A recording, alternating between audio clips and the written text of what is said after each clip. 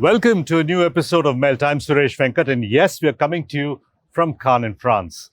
We are here to bring you some views from the recently concluded Cannes Lion International Festival of Creativity, and you'll be seeing a lot of that over the next few weeks.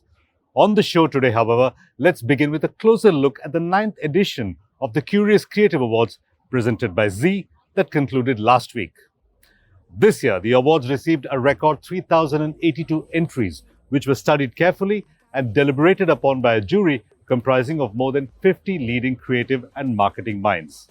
And yet, at the Kyoorius Creative Awards night that brought together the Indian industry for an in-person gala after 2 years, only 4% of all entries took home an elephant, the trophy that celebrates and symbolizes creative marketing excellence. Let's first take a look at the elephant winning work, beginning with the winner of the Black Elephant or Best of Show honors. This year, the Kyoorius Creative Awards rewarded the prestigious Black Elephant to the Unfiltered History Tour campaign for Vice Media and Vice World News, entered by Dentsu Creative Services India. An alternate guerrilla tour of the British Museum, this tech-driven idea uses geolocation, targeting, augmented reality, and good old-fashioned storytelling to unfilter centuries of colonial narrative. Take a look. The British Museum is a public institution dedicated to human history, art, and culture. Come discover over 80,000 works from around the world here in London. You are now viewing the Greagle Shield. Captain James Cook was a British inventor. We're now looking at the Greagle Shield, which was taken from my people.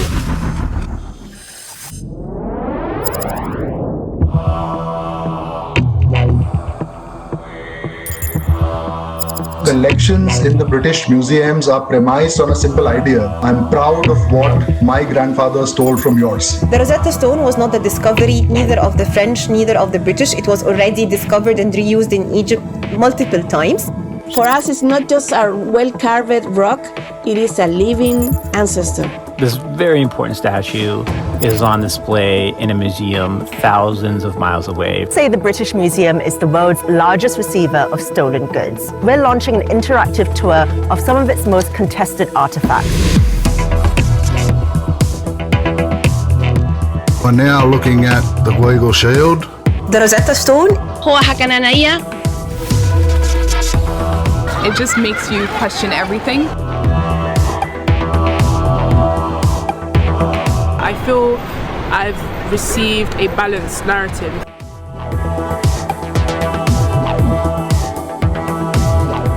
We sort of went around the world and took what we wanted, and it makes me feel a deep level of shame.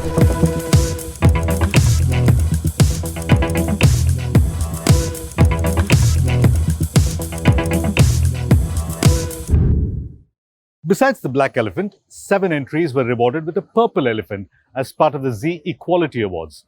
These awards, instituted in partnership with independent forum Indian Creative Women or ICW, aim to recognize work that has addressed and impacted gender equality in India through innovative thinking. The Kyoorius Creative Awards night also found 141 Blue Elephants new homes. The Blue Elephant honors outstanding work that sets new benchmarks for the industry. Now let's hear from some of the marketers and agencies that won big at Kyoorius and what winning an elephant means for their brands, their agencies, and their teams. External recognition of any sort and any kind of an award that comes through for a brand is reinforcement of the fact that it is appreciated. Now, these awards typically are evaluated by the best in the industry, who know their craft, who worked in brands, who know what it takes to build strong brands and businesses.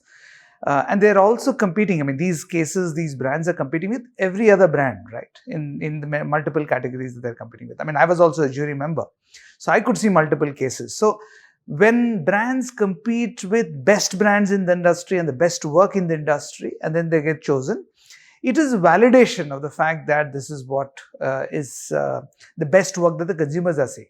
In many ways, it's a surrogate way for us to know what is the work that is likely to work the best with consumers. So if we actually look at the award entries over here, they're all from a certain caliber, right? And it is amazing to be featured over there. I think that's the first point. what it also does is gets a lot of people from the creative fraternity, from the media fraternity together discussing great work. So when you see the great work, you want to do great work. And that's what Kyoorius is to me. Because it's always lovely to feature your stuff over there, but it's also lovely to see other people work over there, other brands work over there, or other creative work over there, or the integrated work over there. This award by Kyoorius is special because they bring in an outstanding jury which comprises of professionals from the field of advertisement, marketing and media. And Kyoorius is always known to recognize excellent work in advertisement and celebrate creativity. So definitely Elephant is different and stands out from rest of the awards. Plus this one was more special because over here Kyoorius actually took up a cause, a social cause of gender inequality, and recognized the work of brands such as Bharat Matrimony, who are genuinely making an effort onto this cause. And with this award, hopefully our work and the cause that we are standing behind gets a far more wider exposure. Amongst the Indian awards, I think Kyoorius does have a primacy. I think the level of the kind of jury that you have at Kyoorius and the kind of standards that the work is supposed to live up to before it is awarded an Elephant is really international standard. And that's why winning an Elephant, getting even a shortlist, a baby elephant, is fantastic. And winning a black elephant is really a great feeling. I would say that the connection is very tight between what wins the black and what wins really big at Cannes. But I've been a jury both at Kyoorius and at Cannes, and I do see a lot of overlaps. And I must give it to the Kyoorius jury, because the kind of analysis that goes into picking a winner at Kyoorius is pretty rigorous, and it's even more rigorous at Cannes. But there are so many overlaps. The youngsters have been really, completely slogging away through isolation, through the pandemic lockdowns, and creating work like this. And it really means something to be acknowledged for it. And that's why when this one event shapes up, the Kyoorius event comes up, it might have been last year's event in the lockdown, or everybody was so delighted to finally physically be there and meet everybody and go up on stage. It's a big deal. It's a huge thing for every kid over there at Ogilvy and so many other agencies. I know this for a fact because also the trophy. The award literally has a heft as a trophy also. It's a beautifully designed trophy. Even the baby elephants that come in for the shortlist, I think it's a wonderful thing that Kyoorius does is it acknowledges the shortlists also as baby elephants. If you just walk across Ogilvy, you will see them take place of pride in so many desks and cubicles which the youngsters own. It is a matter of pride. It's a motivation to go up over there. The way Kyoorius is conducted, the fact that there are global people in the room, it gives you a very clear idea. You cannot just be swayed by, so what happens is you have people looking at the work from all kinds of eyes. And it has worked for me that every time I've won in Kyoorius, I've always won here. It is a good barometer for what is good work from an India perspective, because you are seeing, we're having, as we speak, we have Cannes shortlist coming out, and you're really seeing a rollout of the same things playing out as well. So that's always a good sign, that if a local show is able to celebrate pieces of work which also start getting celebrated at a international level, it's always a good sign, because it shows that we do have standards that are global, or we're building standards that are global into our judging. And those were some of the big winners from Kyoorius Creative Awards 2022 presented by Z. And remember, you can view all of the work at awards.kyoorius.com. You're watching Melt, and we're coming to you from Cannes in France on the sidelines of the Cannes Lion Festival. After 5 days of awards across more than 30 categories, the big win for Indian agencies were multiple Grand Prix for health, brand experience, social and influencer, and radio and audio, along with several gold, silver, and bronze lions.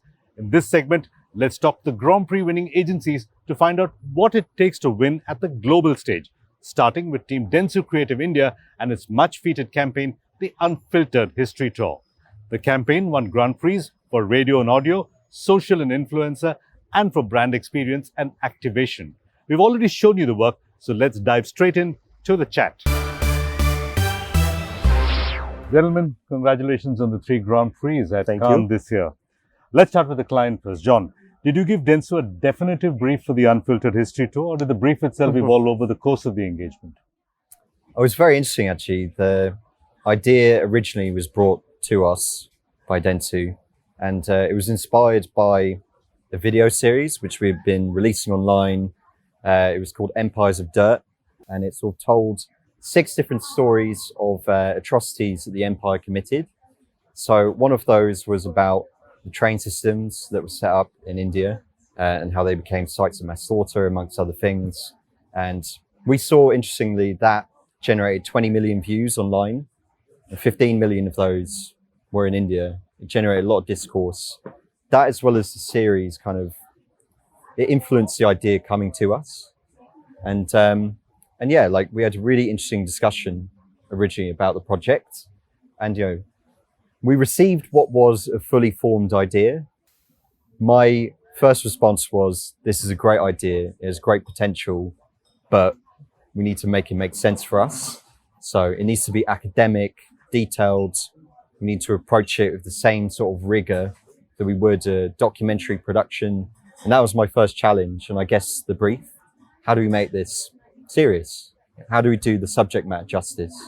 Tell us about the creative brainstorming process. What were some of the ideas that didn't see the final light of day? Oh, this is a long list. Give me top 3. I think first one was just the fact that we wanted to make people aware of what these artifacts are and that they're stolen. So that was the first iteration, that, you know, is there a way that we just tell people that this is stolen, this is stolen, this is stolen? And that's where, like what John said, that, you know, it needs to be a little more from a series perspective. It needs to be more education. It needs to be more editorial in nature. So from there, we realized, okay, maybe we need to do a little more. And the second big step was, how do we kind of bring in social into picture? So we didn't want anyone to download an app. We didn't want anyone to probably go to a different app and say, okay, now I need to go switch apps and then switch platforms and then look at what Wise is trying to say. And that's when the second point of intervention came in, where we thought, okay, we need to host this on one of the platforms that the user is using already there. So that's when the Instagram and the filter part of it kind of happened. And I think the third big intervention was, how do we kind of get audio in? How do we get that additional point of engagement in and get people, you know, to understand what we're trying to say and how are we trying to say it, right? So yeah, and that was one technical challenge as well, that how do we kind of put the audio in, still keep the filter at a decent amount of weight, so that, you know, people are able to experience it seamlessly. There are no lags. So yeah, these were, I think, the 3 major interventions in terms of how we wanted to do it. Okay.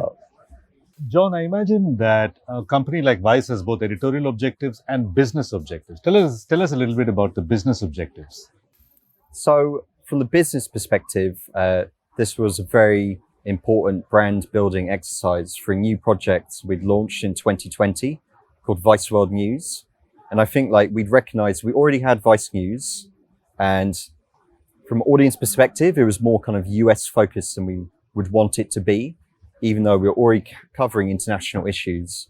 So yeah, for Vice World News, this project has been a really important part of us establishing the brand, as well as kind of all the other amazing reporting that we're doing. What kind of pressure does this put on following up such a spectacularly successful campaign? I think there is now, the pressure is very real to deliver year on year. And this has been our 3rd successful year at Cannes. I think the idea is to now see how we can, I'll divide it into 2 parts, right? What do we see and how do we see creativity as an agency? And what do we do with our partnership with Wise, right? So from an agency point of view, I think it just sets the standard very high, and it just tells everyone that, okay, this is what we are kind of now looking at achieving every single time that we think of an idea or we think of a solution. So it's just a good place to be. And it just gets a lot of right kind of attention that we need to ourselves from potential employees, talent, and we've been attracting good brands. We're getting brands who are now willing to experiment, willing to go bold. With Wise, I think it's just now about making sure that we keep delivering on our promise of working together, and how do we take this idea to the next level, and also look at parallel conversations that we can start having with Wise across, right? And what John said, I think that's the beauty of it, how everyone came together to deliver on this. We had people from Wise actually go to the British Museum and map those artifacts because we couldn't go, no one else could. So it just kind of sets that benchmark very, very high for us, saying that, okay, this is the partner who's willing to take risk with us. So how do we not kind of let them down? The campaign also won a Black Elephant at Kyoorius, strengthening the narrative that winning at Kyoorius means the worth is worthy of global merit and is likely to win around the world. Any thoughts on this? It's like 100% true, right? And when you actually are taking back the Black Elephant home, all I have to do is call my admin and say, listen, we need to make more space, because this one requires a designated space in the office. So it does validate what we think of Indian creativity and where it stands globally.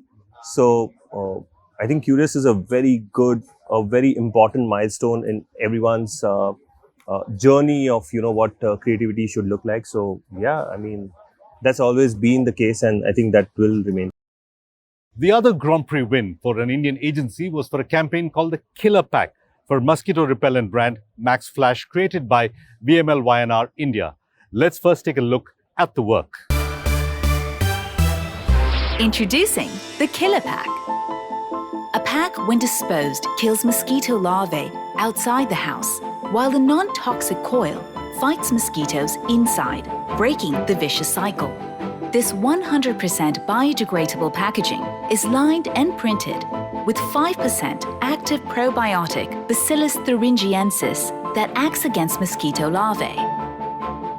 This pack disintegrates in water and moist environments, such as garbage dumps, dustbins, ponds, and stagnant water. The strand approved and recommended by WHO, EPA, and ICMR does not harm birds, rats, or any other species. These packs were distributed every month to state health centers based on the data by the National Center of Vector-Borne Diseases. Areas with high sales of Killer Pack are seeing a significant reduction in disease-causing larvae. Due to its impact, Max Flash is now extending this innovation to its entire product range. Mukund, congratulations on the Grand Prix. Thank you. So let's dive right into the heart of the matter. Yeah. So local Indian ideas generally don't get celebrated on a world stage, largely because there's a lack of understanding the nuances of Indian context to a global jury especially. So what was it about the Killer Pack that's so different that it won a Grand Prix? So I think first of all, I think setting up the context is very, very important. You have 2 minutes to tell your idea, set up the context. And a lot of people fail to set up that context of why that idea is the way it is and why does idea work in a place like India, right? And thank God for us, mosquito problem, it resonates in all tropical countries. It resonates in South America. It resonates in Africa. And people are aware that mosquitoes are the #1 killer in the world, right? But our problem was a bit more unique, right? Like, you know, where we're talking about how mosquito larvae kind of like breeds in garbage dumps, right? And we in India have this habit of like making every empty plot, every street corner a garbage dump, right?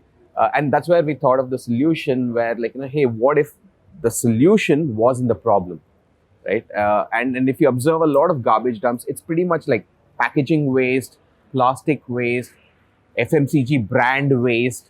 So I think that's where the thought came from, like, hey, what if the packaging could solve the problem of like killing the larvae? And I think that simplicity of the thought kind of resonated with a lot of people, and with a strong context and the simplistic thought, like it kind of helped. So what's the secret to setting a context 101 for dummies for a Cannes jury? Look, I think you need to set the context in the shortest amount of time possible. Like, can you say this context in less than 15 seconds, right? I think because if you spend too much time setting the context, people lose interest. If it's too short, people don't get it. I think just spending right. the right one sentence, like what's the context? Goldilocks zone. Goldilocks zone, right. Normally, there's a product that needs an ad. This is a product developed almost as a brand extension to bring a Right. brand to life. Right.